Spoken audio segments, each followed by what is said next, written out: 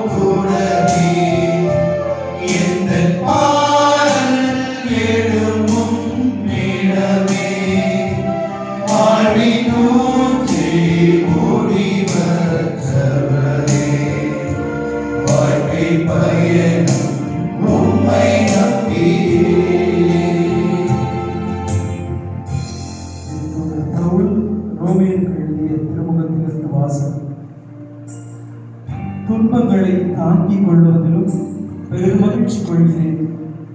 ஏனெனில் துன்பத்தால் மன உறுதியும், மன உறுதியால் தகைமையும், தகைமையால் எதிர்நோக்கும் விளையும் என அறிந்திருக்கிறோம். அந்த எதிர்நோக்கு ஒருபோதும் ஏமாற்றம் பெறாது. ஏனெனில் நாம் பெற்றுள்ள தூய ஆவியின் வழியாய் கடவுளின் அன்பு நம் உள்ளங்களில் பொழியப்பட்டுள்ளது.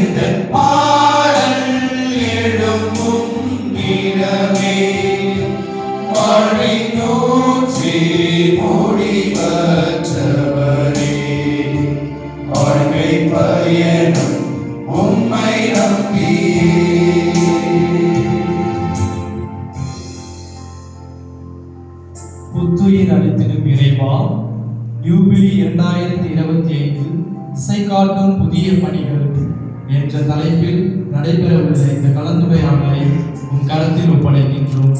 நாங்கள் இதன் வழியாக புதிய பணிகளை இனம் கண்டு பணியாற்ற வரம் தாரும். ஆமென்.